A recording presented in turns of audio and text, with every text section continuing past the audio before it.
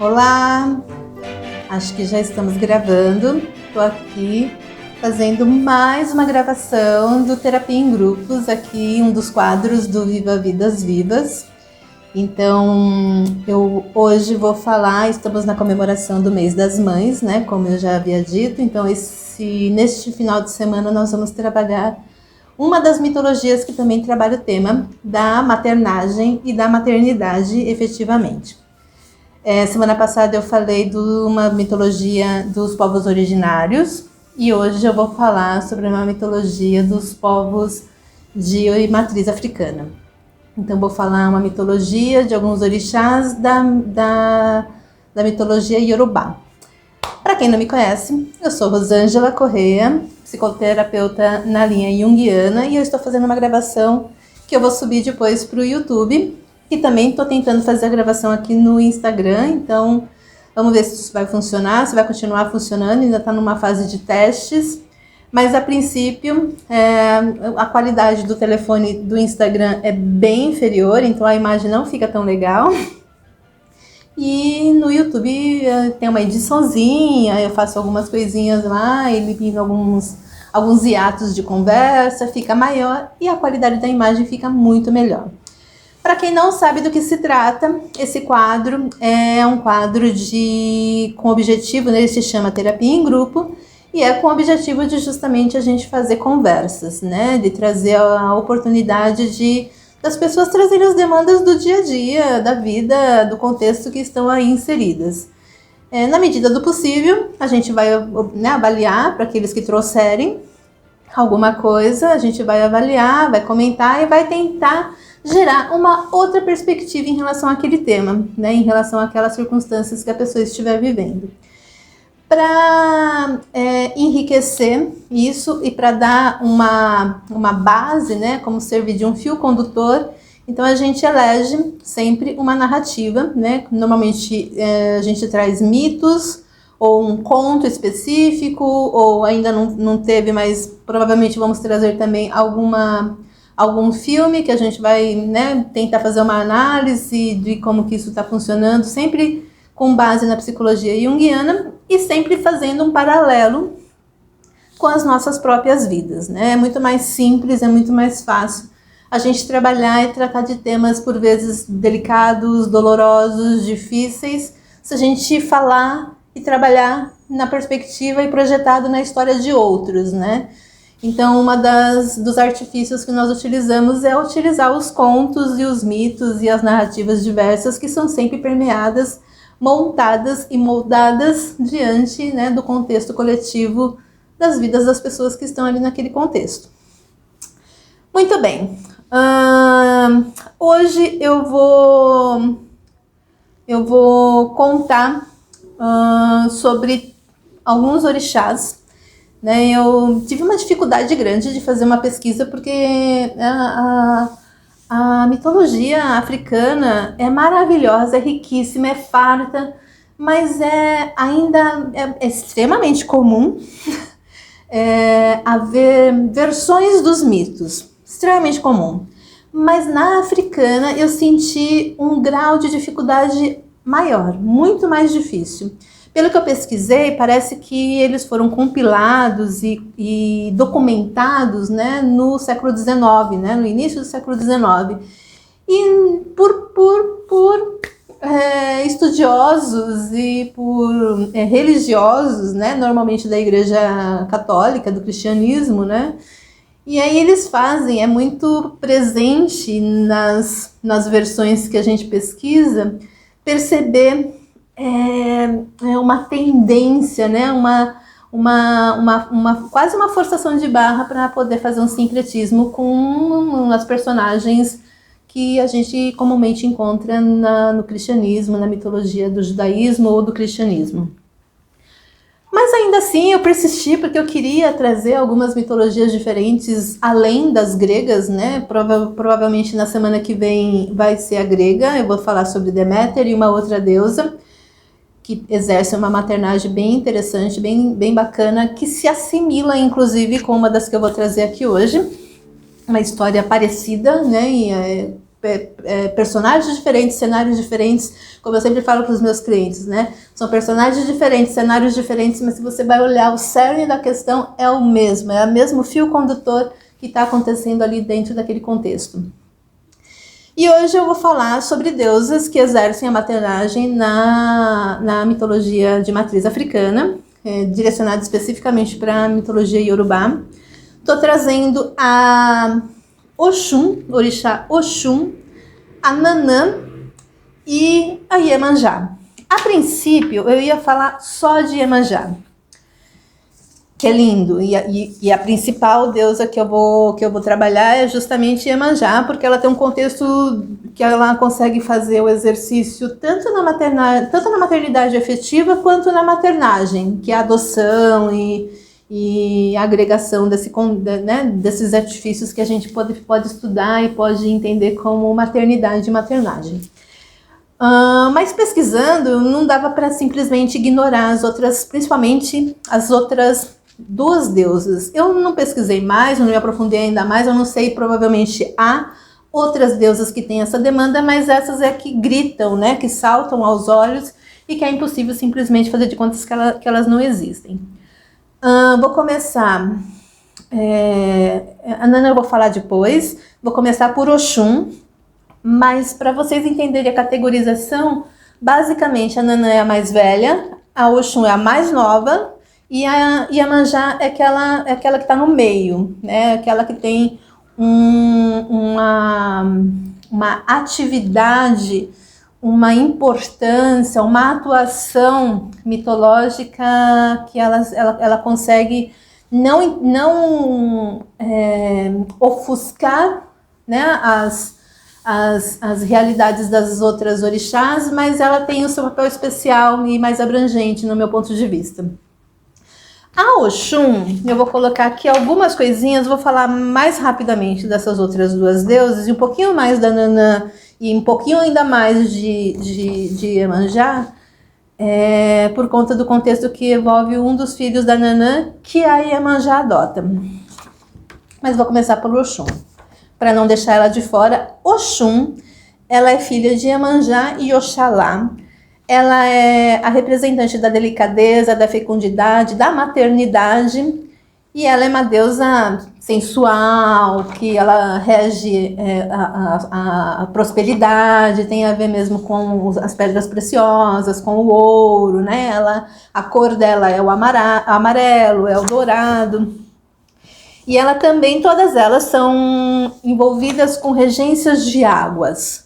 A Oxum, ela rege os rios, mas ela tem uma pequena diferença, ou sei lá se é pequena, mas ela tem uma diferença em relação a Iemanjá. Iemanjá, aqui no Brasil principalmente, ela é muito caracterizada como a regente dos mares. A gente vai entender um pouquinho melhor. Mas eu estudando uma visita que teve de uma das princesas contemporâneas, que ainda zela, né, por essa tradição e faz questão justamente de fortalecer essa narrativa, esse conteúdo para que isso não morra.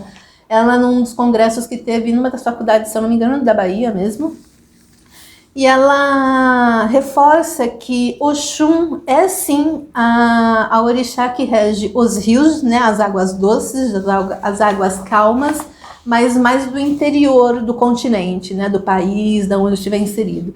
E a Iemanjá, ela rege os mares, especialmente a costa dos mares, e também rege os rios que estão mais próximos de chegar até o mar. A gente vai entender no contexto da mitologia de Iemanjá que isso se explica muito bem. Mas então Oxum, ela é uma regente das águas, mas ela é uma regente das águas doces, mais para o interior do país, do continente, de onde ela estiver sendo cultuada ali. Então ela é uma deusa do amor, da prosperidade, das uniões, da fecundidade, das pedras preciosas, da sensualidade, das artes da adivinhação. E aí tem todo um contexto aqui em cima da história de Oxum. Ela é uma representante do arquétipo da mulher, achei tão bonito isso, do arquétipo da mulher elegante e amorosa, mas também inteligente, determinada, persistente, desinibida e senhora de si. Ela contexto da história da Oxum é muito maior do que o que eu vou trazer aqui. Eu vou me concentrar nessas histórias dessas orixás, especialmente nessa temática da mãe, da maternagem, mas elas têm mais coisas que elas interferem, que elas interagem com os outros orixás. Mas eu vou me conter e vou me restringir nesse universo de mães e de maternidade que é justamente envolvido no mês das mães, que a gente está fazendo essa homenagem, esse estudo específico. Ela é protetora dos fetos, ela também é associada à protetora como mãe, né? Ela exerce uma função importante, tanto a Nanã quanto a Iemanjá, quanto a Oxum, mas elas não interferem na atuação de nenhuma delas, assim como elas exercem a proteção e a atribuição das águas, que a gente já acabou de falar aqui para vocês. Na temática da maternidade, ela rege especialmente as mulheres os fetos que já estão no processo de gestação, os recém-nascidos e as crianças de um modo geral. Ela é a protetora, ela é a padroeira, ela que cuida dessa demanda. Basicamente, o que eu queria trazer de Oxum é isso. Ela é uma das esposas de Xangô, só para constar, filha de Iemanjá e Oxalá, como eu já disse. E ela também é cultuada como a Mamãe Oxum. Ela é uma das principais deusas de cultuação de mães no contexto mais universal. A Iemanjá, eu vou começar a contar o conto da Iemanjá daqui a pouquinho, mas ela é a deusa dos orixás e a deusa de todos, porque os orixás, né, os homens descendem dos orixás, e por isso que a Nanã ela é mais voltada para a parte mais telúrica, vamos dizer assim. Nanã, que é uma deusa mais velha, é considerada a mais antiga entre os orixás. Por conta disso também tem mais sabedoria, porque tem muito mais experiência. Há quem fala que ela já estava aqui desde os inícios dos tempos. Ela é protetora dos idosos, dos desabrigados, dos doentes e dos deficientes. Ela transcende, ela vai além da Oxum. A Oxum é mais ali restrito no início da vida, né? Assim como ela é mais jovem do que a Iemanjá e do que a Nanã. Ela é protetora dos portais de entrada e saída, de desencarnação e de reencarnação. Ela teve 4 filhos com Oxalá, e Iemanjá também foi casada com Oxalá. Teve 4 filhos com Oxalá, que é Oxumaré, Omulu, que eu vou contar um pouquinho sobre esse, porque é um deus importante, né? um orixá importante. Omulu ou Obaluaê. Vou explicar porque que ele tem 2 nomes. Onsanyi e Euá. São os 4 filhos de Nanã. Por que eu trouxe a Nanã? A Nanã, ela tem essa característica de mais sênior, né? Ela é mais velha, ela é mais sábia, ela também rege as águas, né? Mas ela rege as águas especialmente destinadas aos pântanos, aos mangues. Tive que pesquisar bastante, viu, gente? Porque ela tem bastante coisas mesmo e cada lugar fala uma coisa. Então, ela rege as águas paradas, os pântanos, os mangues e as terras úmidas. E ela é uma das características que é identificada também como essa dinâmica de representação da maternidade, que tem a ver com a vida e com a morte, porque nos primórdios, quando estava de novo numa reconstrução da humanidade, o Deus que fez o processo de Oxalá, né? O orixá que fez os homens, ele foi incumbido por o Deus Supremo para fazer os homens, mas ele tentou fazer com vários outros materiais, ferro, vento, vários outros materiais, e nenhum deles era o ideal que ele estava procurando para poder fazer os homens que ele ia receber o sopro divino. E aí ele estava triste perto do lago lá, das águas, e aí a Nanã veio saber o que estava acontecendo com o Oxalá, para que ele estava triste. E aí ele fala que ele, né, tem uma atribuição que o ser superior atribuiu a ele, e ele não consegue identificar um material suficientemente maleável e consistente para poder fazer a formação do novo homem, né, do ser humano.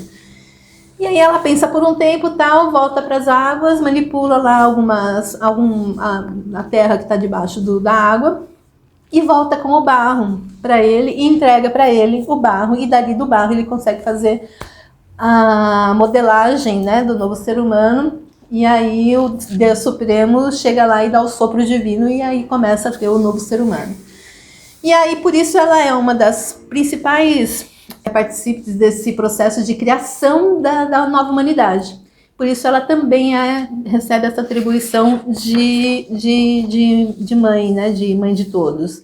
Ela é muito associada à ancestralidade, porque ela está aqui desde os primórdios. Também associada à vida e à morte, como nós dissemos.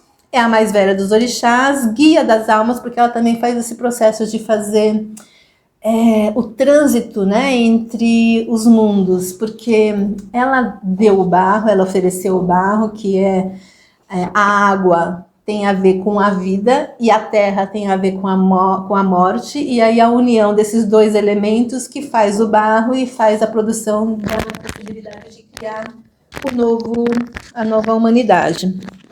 Peraí, caiu meu microfone. E aí tem um monte de histórias assim, em relação à vida e à morte e tal, que eu não vou entrar no contexto aqui, mas o homem morre.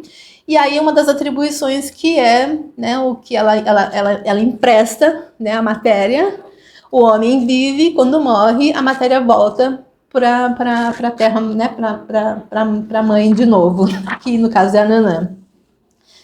Então ela tem essa atribuição também de cuidar, né, dessa dinâmica da criação.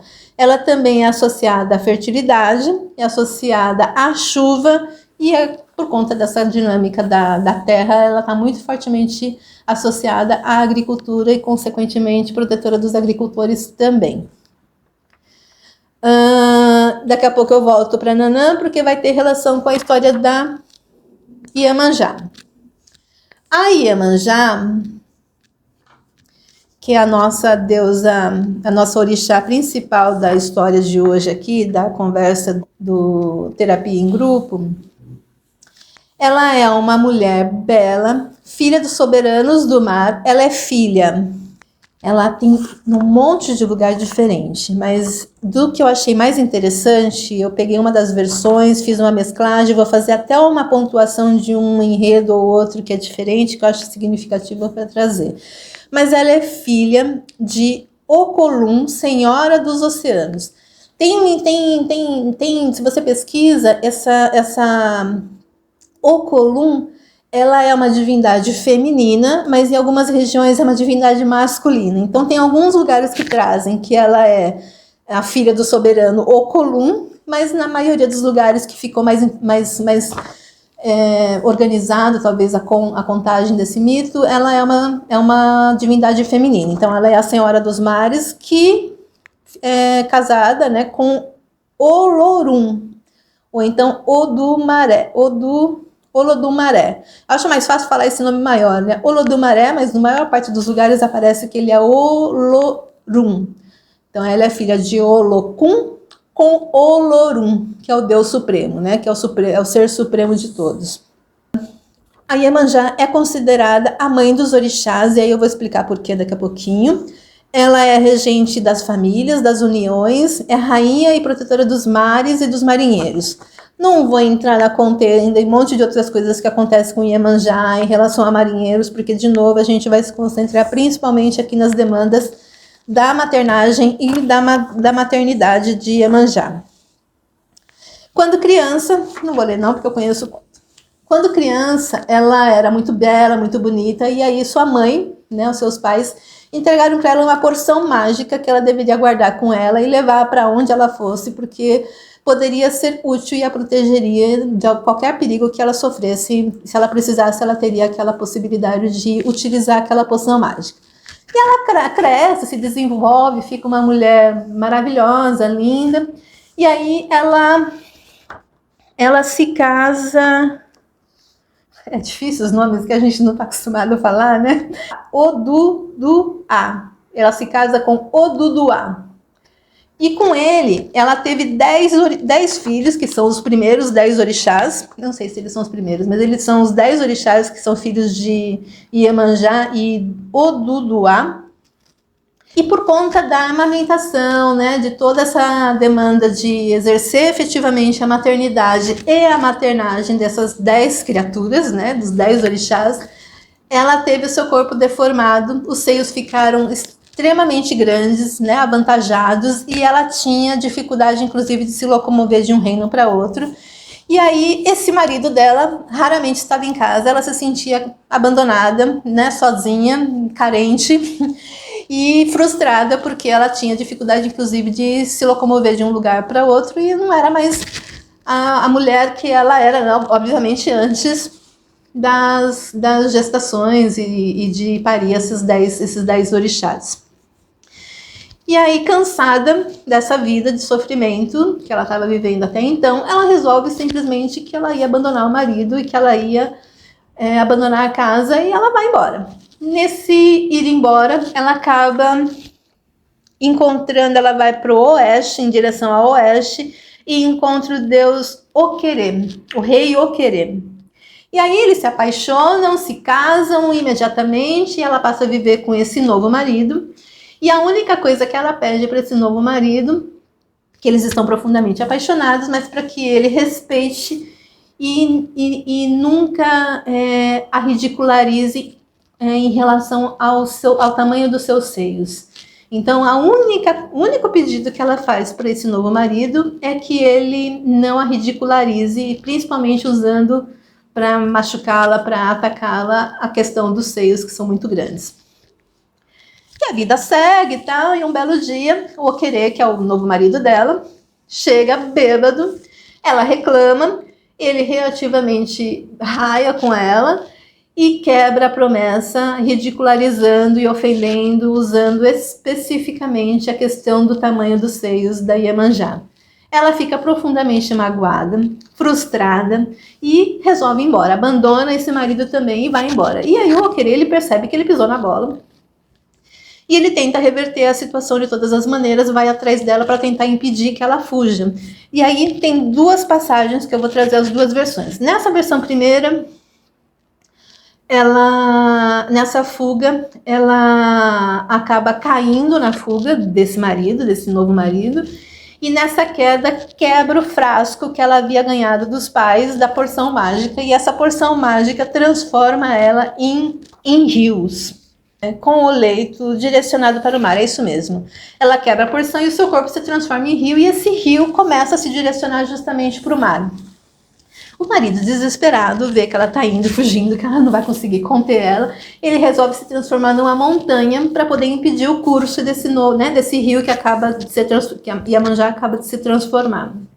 Por isso que ela também é associada aos rios que se direcionam para o mar. E aí, percebendo que ela estava contida, ela pede socorro e amparo para o deus Xangô, para o orixá Xangô, que é o filho dela, é um dos filhos dela, muito poderoso. Ele vem em socorro da mãe Iemanjá e lança um raio e parte a montanha que estava sendo transformada por Oquerê, para conter ela, e passa, tem uma cisão nessa montanha, e ela passa por entre os montes e vai em direção ao mar, e vira a rainha dos mares, porque ela é herdeira, né, dos oceanos e tudo mais. E o conto acaba aí, tem um monte de outros desdobramentos depois que ela já está ali no mar.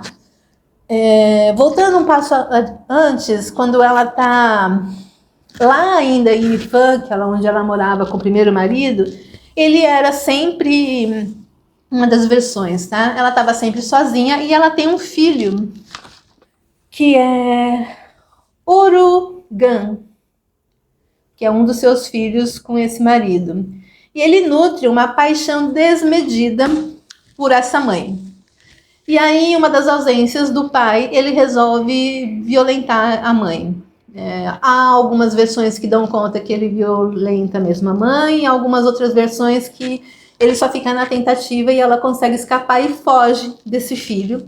E na fuga desse filho, ela acaba caindo e, por conta dessa queda, ela acaba morrendo. E o corpo moribundo da Iemanjá acaba inchando, os seus seios se transformam em rios, também associada à demanda das águas dos rios, e o seu ventre, né, inchando o corpo dela, o seu ventre sai um monte de orixás, um monte de outros orixás, e por isso que ela é muito associada, além dos 10 primeiros filhos que ela já havia parido de formas normais, ela passa a ser também tida como a mãe de vários outros orixás a partir desse evento que acontece com esse filho que é louco por ela e tem esse movimento de incesto com ela.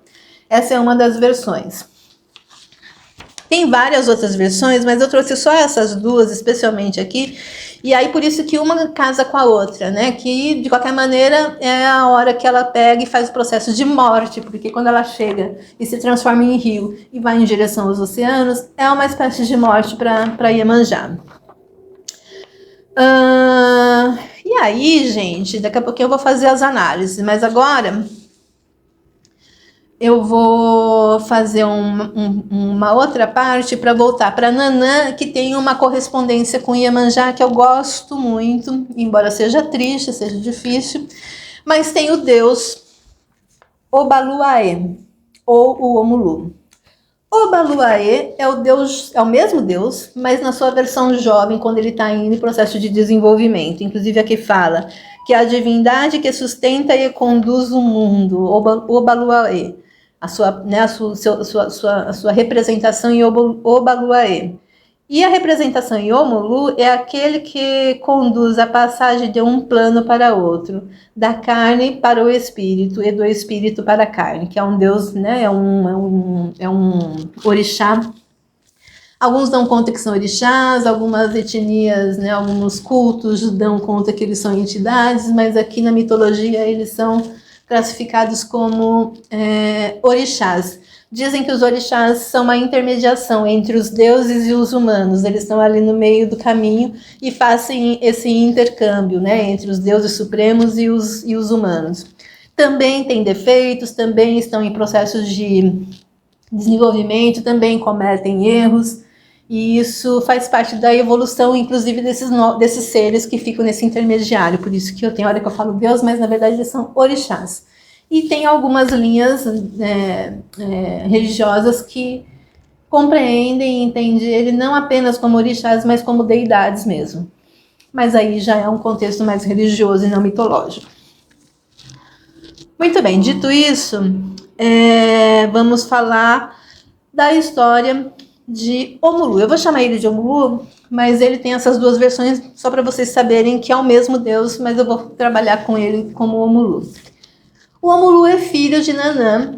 Nanã, ela tem versões e versões, mas uma das versões dão conta que ela seduz o Oxalá, que é casado com Iemanjá, e depois ela é punida. Outros dão conta que Oxalá era casado também com Nanã, ou em algum outro momento era casado com Nanã, e tem lá uma desavença, um conflito qualquer, e ela, para recuperar o Oxalá, ela lança um feitiço e consegue seduzir o Oxalá e dorme com ele, né? Tem a noite de amor com o Oxalá, e dessa noite de amor nasce, né, tem a geração de Omulu. Por conta dela ter feito essa artimanha de enganar o Oxalá, ela é punida com um filho. Tá caindo, tem hora que cai meu microfone. Ela é punida com um filho que nasce com varíola e com uma deformidade, com muitas deformidades, com um corpo mal formado. Quando ela pare o Omulu, ela não lida bem com essa criança, ela não administra bem, ela não dá conta dessa criança, e ela resolve que ela vai abandonar esse filho.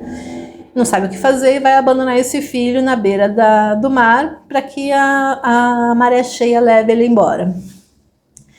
Então o Omulu está lá à beira da praia, com varíola, com o corpo deformado, e ainda, como se não bastasse, os caranguejos que estão ali naquela praia, no lugar onde ele foi, né, abandonado por Nanã, vêm e começam a comer o corpo de Omulu. Então ele está ali com todas essas deformidades, com todas essas mazelas, além do abandono, do recém-abandono da mãe, ele também está sendo ferido e comido pelos caranguejos. Nesse interim, a Iemanjá se compadece dessa criança, desse recém-nascido, e sai das águas e vai até ele, recolhe ele da praia e leva ele para uma gruta e passa a cuidar dele, dos ferimentos dele, da varíola dele, das deformidades dele, até que ele se recupera. E quando esse bebê se recupera, ela resolve adotar ele efetivamente e ela passa a ser a mãe do Omulu. Que eu adoro essa parte, eu gosto muito dessa relação. Na semana que vem, talvez a gente vai fazer da grega e tem algo parecido com deuses gregos também, que é interessante esse acolhimento de uma outra mãe por um filho abandonado. Aí essa criança cresce, o Omulu vira um orixá poderosíssimo na mitologia iorubá. Ele aprende, né? Ele tem um monte de artifícios. Ele é o orixá que é responsável pelas doenças, mas também pela saúde, porque ele aprende com Oxalá e com Iemanjá a tratar a própria doença, e ele acaba fazendo isso também para os seus protegidos, né? Também se resvala na grega com a questão do Quirón, né? Que ele tem a ferida interna e ele acaba se desenvolvendo para curar as próprias dores, as próprias mazelas, e também consegue fazer essa oferta, né, digamos assim, desse conhecimento que ele adquire por conta das próprias mazelas, das próprias dores, do próprio sofrimento. E aí ele cresce, se desenvolve, mas ele tem muita vergonha, ele é um orixá muito retraído, não se relaciona, é muito sisudo, muito sério, ele não gosta de brincadeiras, não gosta de bagunça, não se relaciona muito com a social, fica sempre muito escondido, porque ele tem vergonha das feridas e de todo o corpo marcado que ele tem por conta de toda a história que eu acabei de contar. E aí um belo dia tá rolando uma festividade, muitas coisas acontecem, mas um belo dia tá rolando uma festividade, e aí o Ogum pergunta de Obaluaê, que era como ele era conhecido no momento, e aí ele vai atrás de Obaluaê e percebe que ele não está participando da festa porque ele está envergonhado das próprias condições físicas, né, como as pessoas vão ver e vão lidar com ele. E aí o Ogum vai até a mata, recolhe várias palhas, monta uma espécie de roupa de palha e veste o Obaluaê dos pés à cabeça. E aí ele olha para aquilo, se contenta, acha que dá, e aí ele resolve participar dos festejos vestido de palha da cabeça aos pés.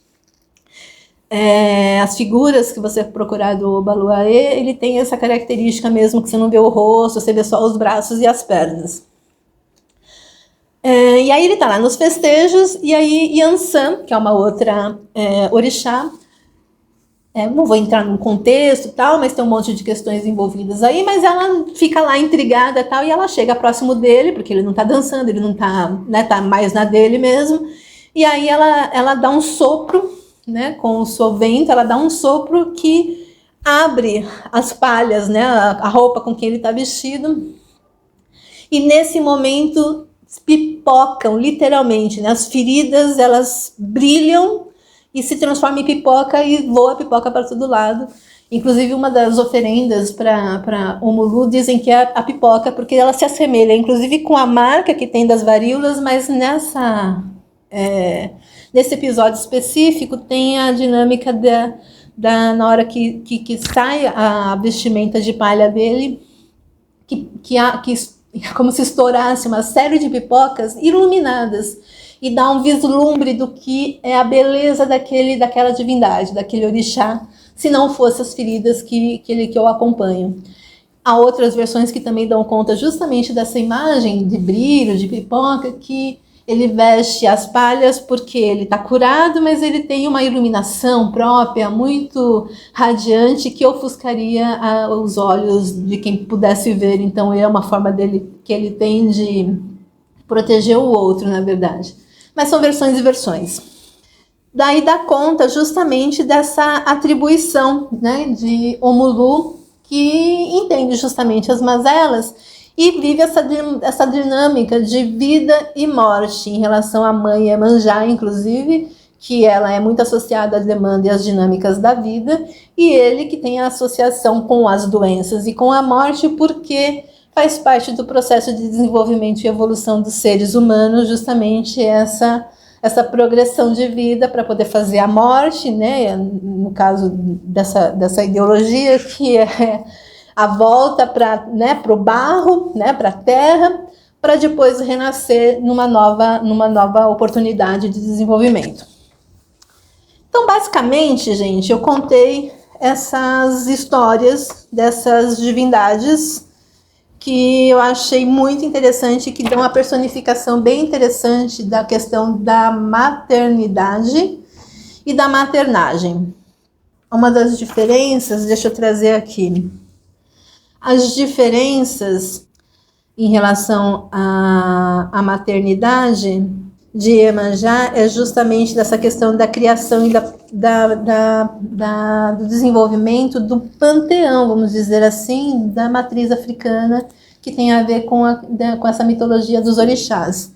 E aí vamos brincar e navegar um pouquinho do ponto de vista da psicologia junguiana, o que é que a gente pode extrair. Inclusive eu fiz um recorte de um estudioso que achei bem interessante, vamos voltar lá para os primórdios da Iemanjá, que ele fala sobre a relação que a Iemanjá tem com os homens, né? Ela está sempre farta dos seus maridos, está sempre fugindo dele, ou no mínimo eles estão ausentes. Não há relatos ancestrais de amores ardentes e sensuais, e seus companheiros aparecem apenas como pais materiais de seus filhos, embora ela mesma também possa produzir a própria prole, como eu contei aqui na hora que do ventre dela saiu um monte de orixás. Das lendas de Iemanjá, podemos dizer que os seios da mulher contêm duplo simbolismo. Primeiramente, eles representam o princípio feminino, inequivocamente a mãe personificada em Iemanjá. Por outro lado, os seios femininos também materializam a proteção, o refúgio e o lugar de repouso. Na ideologia mortuária iorubá, morrer nas águas de Iemanjá significa regressar à origem, ao conforto e abrigo do corpo sagrado da mãe, né? Que no caso seria a Mãe Terra, que também se resvala ali na mitologia de Nanã, que também tem essa demanda, essa dinâmica justamente de vida e de morte. E aí a gente pode brincar com essa demanda de Iemanjá, que tem essa questão, essa relação intimamente associada aos mares, com a questão do inconsciente coletivo, né? Os mares na mitologia junguiana, a gente entende que ela tem essa demanda do inconsciente. Quando as pessoas simbolicamente, né, sonham com oceanos, com mares, né, dependendo, tem um monte de contextos que a gente pode ampliar e pode avaliar aí nas narrativas de sonhos das pessoas, né? Mas de modo geral tem a ver com essa relação de algum conteúdo que possa estar emergindo ou possa estar se manifestando e que tem a ver com o inconsciente coletivo, com inconsciente e inconsciente coletivo. Nesse contexto, né, quando ela faz essa aproximação de mães, né? Eu acho interessante porque um dos convites que a gente vai propor aqui hoje na reflexão da terapia em grupo é essa dificuldade, esse sofrimento que a Iemanjá manifesta por ela ter sido mãe de 10 criaturas, de 10 orixás, e ela teve o corpo totalmente deformado e ela tem essa relação de não lidar bem com o que ela se tornou, né? Então o convite, a reflexão, a provocação de hoje é justamente quais são as mulheres que vocês se tornaram após a maternidade. Não necessariamente é exercício da maternagem que não demanda a maternidade efetiva, mas ser mãe demanda muito mais do que exercer a maternagem, embora a maternidade, de modo geral, espera-se que venha acompanhada da maternagem. E aí, no caso de Iemanjá, que tem aí essa vida, era uma bela mulher, e aí ela tem essa demanda, essa queixa, né? Essa mazela que tem a questão da deformidade do corpo, e ela se sente frustrada por não ser mais a Iemanjá de outrora, e aí ela tem essa dificuldade de se relacionar com esse lugar onde ela foi colocada, e ela obviamente se submeteu a isso. Né, quando ela se casa e ela aceita ficar ali por pelo menos um tempo, ela está sofrendo, ela está se desvalorizando em pró de criação dos filhos. Mas os filhos crescem e tem a gente pode falar amplamente do que acontece depois que os filhos crescem, né? Uma das queixas e uma das ocorrências naturais é a questão do ninho vazio. Iemanjá não manifesta ali a questão do ninho vazio, ela não sente carência e ausência de filhos, ela sente ali, no caso, carência e ausência de marido, de afeto. Eu tive bastante dificuldade de encontrar uma história, uma narrativa que fechasse, porque há tanta coisa disponível para pesquisa, que eu encontrei uma justificativa que faz todo sentido. As mitologias de matriz africana, elas foram registradas, né, documentadas no início, né, entre o início e meio do século XIX, principalmente por ocidentais, que, né, estavam, né, enfim, tudo aquilo que a gente já sabe que aconteceu com os povos da África, né. E aí é muito gritante você ler e ouvir e pesquisar a respeito dessas mitologias, e você percebe essa mudança mesmo na história. E aí é triste, né? É bem triste. Eu juro que eu fiquei triste de ver eu não havia me dado conta ainda de o quão destrutivo, acho que essa é a palavra, o quão destrutivo é dessas histórias ancestrais de uma mitologia de uma civilização inteira, né? E era natural, né? Não era só, isso não é uma demanda apenas do cristianismo, né? Isso em outras culturas também se processam, é justamente de ir lá e suplantar a ideologia, a história, a memória daquele povo para poder conquistar os povos onde vocês estão, né, onde estavam sendo suplantados ali. Mas, independente disso, para voltar aqui para o contexto da maternidade e da maternagem, que é esse o tema da noite, a proposta é justamente ver como é que tem essa relação de Iemanjá e a inconformidade dela com essa circunstância e a coragem dela fazer as mudanças, tanto numa situação quanto na outra. Na primeira, eu trouxe duas hoje. Na primeira versão que eu trouxe, ela abandona o marido, vai para outro lugar, se casa com outro de maneira muito rápida, pelo menos no mito parece que é uma paixão avassaladora. E aí ela coloca lá uma condição para a vida desse novo relacionamento, e essa condição é rompida, né? E aí ela tem esse processo de também ter essa transmutação, né? Essas coisas acontecem justamente para ela poder fazer a mudança de paradigma da onde ela está para uma evolução, porque ela vai para onde ela tem a oportunidade de se desenvolver, porque enquanto ela está ali restrita dentro daquele universo, ela está poupando, ela está diminuindo as potencialidades dela própria. Na segunda versão, em que ela algumas versões dão conta que o filho a viola mesmo, né, violenta mesmo, e outras versões que ele tenta e ela consegue escapar. Independente disso, a gente pode olhar justamente por essa dualidade interna, do ponto de vista da psicologia, tá, gente? Dessa dualidade interna da incompatibilidade dos próprios quereres, dos próprios desejos em relação à figura da mãe, que é sagrada, que tem, né, principalmente se a gente olhar pelo ponto de vista do cristianismo, né, que era a religião posta na época, e ainda hoje muito arraigada, né?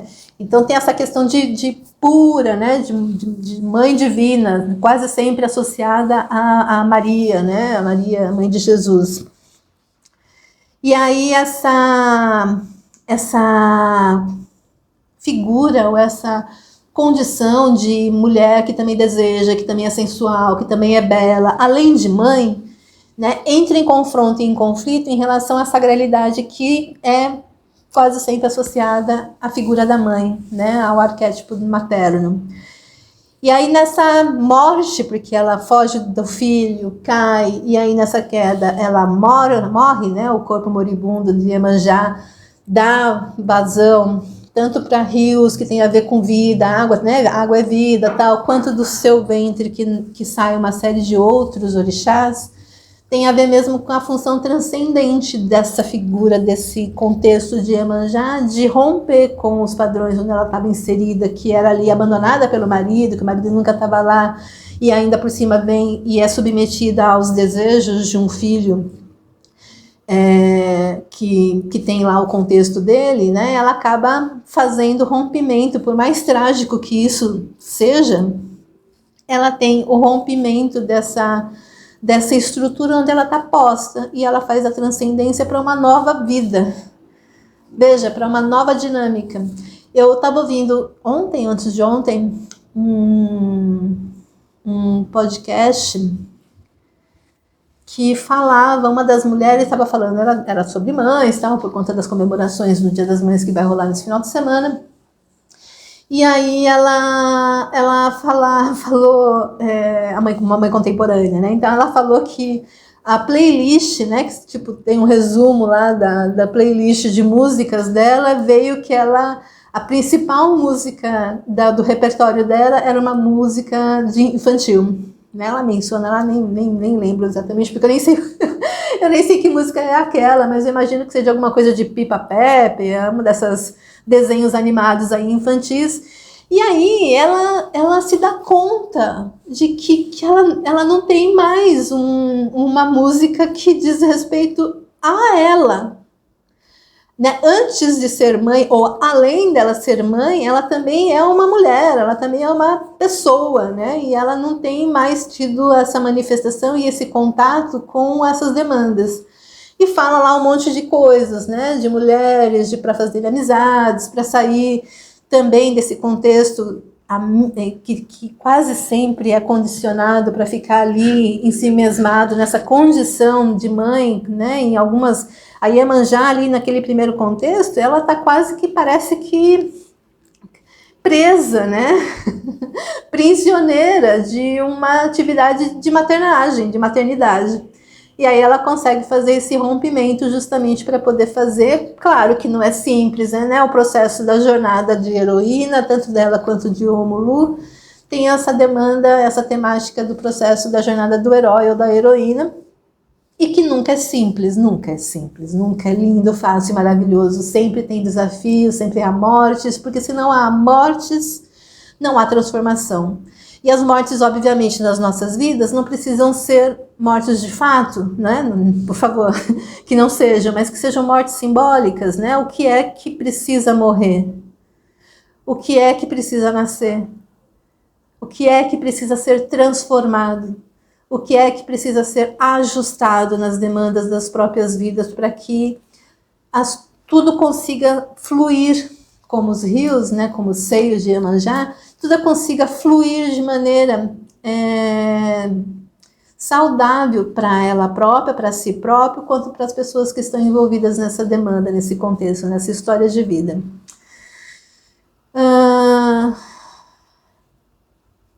Eu podia continuar falando de Nanã e tudo mais, né? Nanã, ela tem essa... eu gosto muito que Iemanjá adote Omulu, mas eu fico muito aborrecida de Nanã ter abandonado Omulu, especialmente nessas condições. E aí eu pesquisando, achei bem interessante a proposta de que ela é uma representação e está associada à questão do arquétipo da grande mãe, das mães ancestrais mesmo, sabe? Não esse conceito romântico, entre aspas, esse conceito romântico de mãe. E aí eu me lembrei, fazendo essa pesquisa, em uma dessas minhas andanças, em uma determinada palestra, eu ouvi um palestrante lá, não vem ao caso contar todo o contexto, mas sim o recorte da fala. Já faz bastante tempo, já faz alguns anos isso que eu experimentei. E aí, lá na palestra, esse palestrante, ele fala que nós devemos ser gratos pelos nossos pais, pelos pais que temos.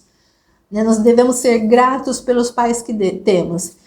E décadas atrás eu pensei, com os meus botões ali, dentro daquele contexto de palestra grande, com centenas de pessoas do lado, pensei, essa pessoa está falando isso porque ele não sabe os pais que eu tive. Não era adolescente, mas era uma jovem adulta. E aí, anos se passaram, né? Eu fiquei, obviamente, contrariadíssima com aquela recomendação, mas anos se passaram e aquela fala continuou ecoando dentro de mim. Muitos anos se passaram, muitas histórias aconteceram na minha vida, muitas reflexões, muitos amadurecimentos, e já faz alguns anos que eu compreendo o que foi dito ali naquele momento, de que nós devemos, de verdade, sermos gratos pelos nossos pais. Isso não significa, voltando para Nanã, né, porque Nanã, ela pare o Omulu. Ela, independente da história, né, dos tropeços de Nanã, do castigo que ela recebeu por ter enganado Oxalá, né, ela também paga preços ali, e sem passar pano na Nanã, né, para Nanã, mas é muito interessante que ela é a oportunidade de Omulu vir ao mundo, sabe? E só por isso, o Omulu já tem essa condição de gratidão para Nanã. Apesar de todo o sofrimento, cada qual tem a sua história, cada qual tem as suas ancestralidades, cada qual tem as suas formas de lidar com as demandas de vida. Mas essa divindade, né, Omulu, que era, eu sempre confundo, ele quando jovem, ele é Obaluaê. Então, o Obaluaê, até ele se transformar em Omulu, que é uma divindade que detém o conhecimento da vida e da morte, que detém o conhecimento de como atravessar o sofrimento, que detém o conhecimento de promover as autocuras necessárias, né, ou minimamente possíveis para poder atravessar uma existência, esse Omulu só é o Omulu que é por conta das demandas que ele experimentou com o abandono, com as mazelas da deformidade do corpo, com a varíola com a qual ele nasceu, com os ferimentos dos caranguejos e também pelo acolhimento de Iemanjá, sabe? Pelo acolhimento de Oxalá. Oxalá continua sendo o pai dele, independente da mãe, né? E ele também é o responsável por esse ensinamento, por essa orientação deste jovem Obaluaê, que veio a se transformar em Omulu, que é um orixá tão sábio. Em algumas linhas falam que ele é muito temido, mas eu acho muito interessante a história dele. Eu tenho bastante afinidade com essa dificuldade que ele atravessou. Não que eu tenha passado algo similar, mas eu sempre fico muito atraída por essas histórias de superação, né? E aí, de novo, mais uma vez, não para passar pano na Nanã, mas de trazer a oportunidade de reflexão da gratidão dos filhos para com os pais, pela simples vida, pela simples oportunidade, independente das mazelas e das dificuldades que nós, como indivíduos, atravessamos. Né? Eu sou a Rosângela que sou hoje por conta do contexto onde eu nasci, né? Por conta das demandas que eu tive que atravessar, por conta das demandas que eu continuo atravessando e que eu ainda estou em processo de amadurecimento, de desenvolvimento, e isso, por si só, é lindo, é maravilhoso. Gente, é isso. Acho que eu vou ficando por aqui. porque tem bastante coisa para falar, mas eu acho que eu já fiz uma provocação interessante, né? Só reforçando para relembrar duas.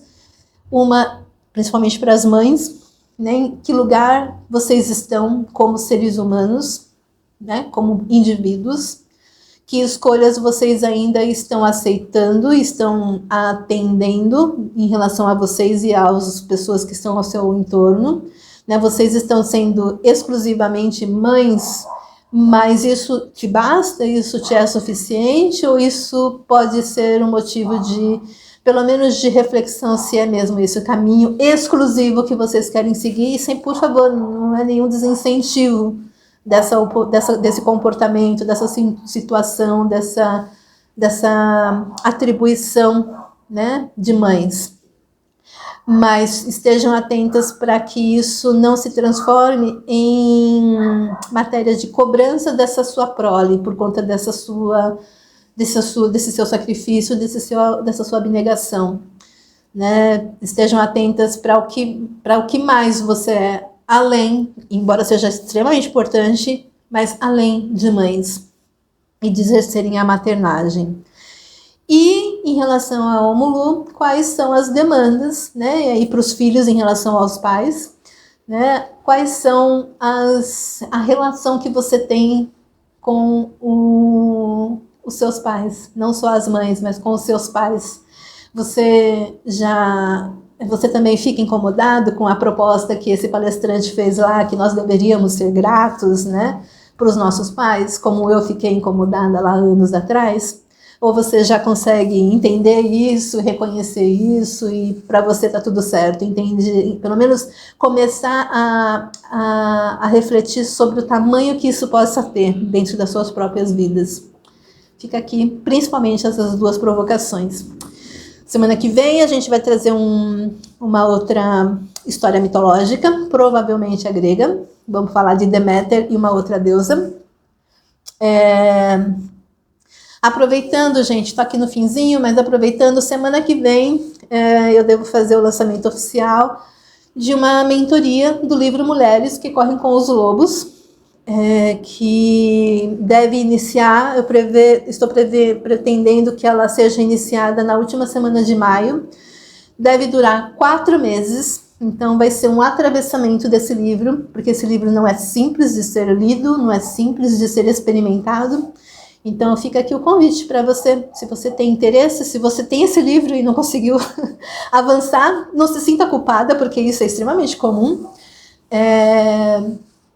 Então fica aqui o convite, se você quiser uma rede de apoio, como a Andrea adora falar, se você quiser uma rede de apoio para atravessar esse livro, transformando a própria vida nesse atravessamento, porque não dá para passar esse livro incólume, né? Se vocês querem uma oportunidade de fazer um intensivo de terapia,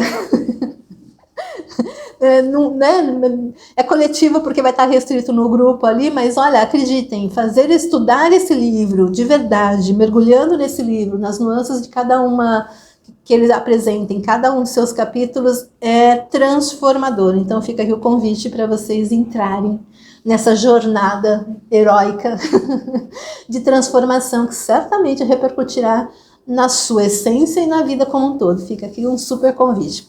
Se você tiver querendo saber mais a respeito disso, eu vou deixar aqui no corpo dessa publicação um link para você marcar seu telefone, marcar seu e-mail, e assim que tiver tudo organizadinho, a partir de semana que vem, eu te mando as informações em primeira mão para a gente seguir junto essa jornada. Sejam bem-vindos.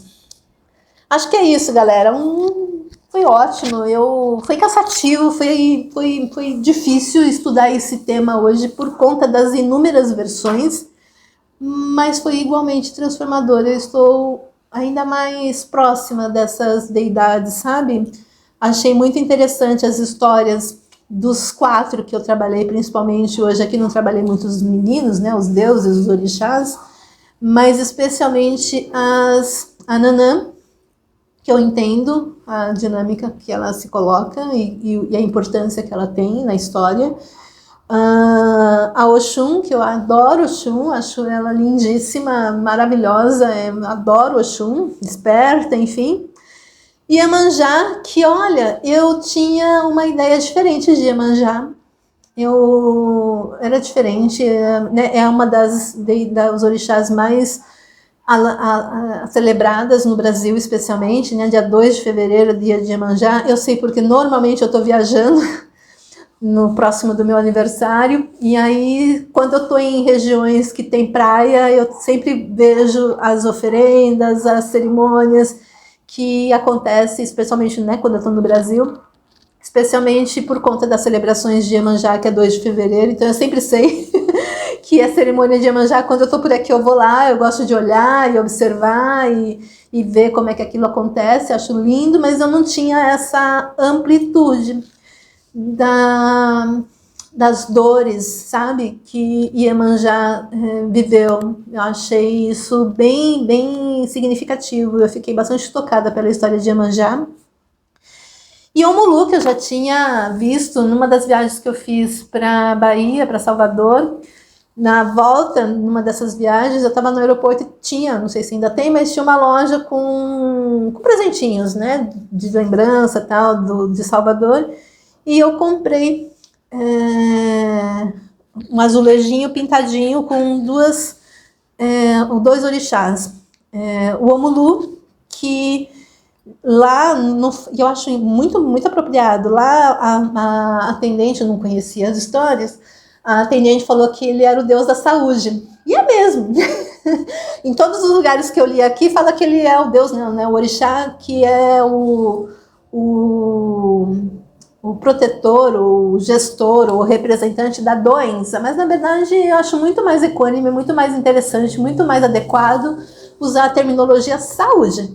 Né? Você pode não ter saúde ou ter saúde. Melhor do que você ser doente ou ter doença. Vamos focar na objetividade das demandas no processo. Achei muito, muito, muito legal.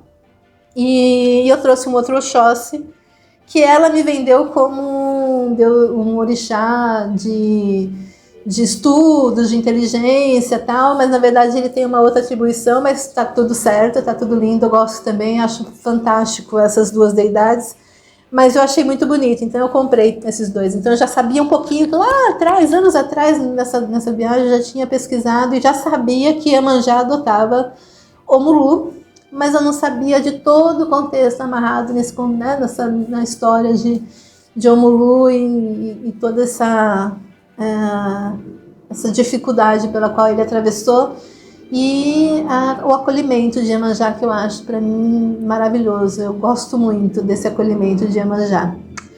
Gente, então fica aqui o meu desejo, né? Hoje tô subindo às 8 horas esse vídeo.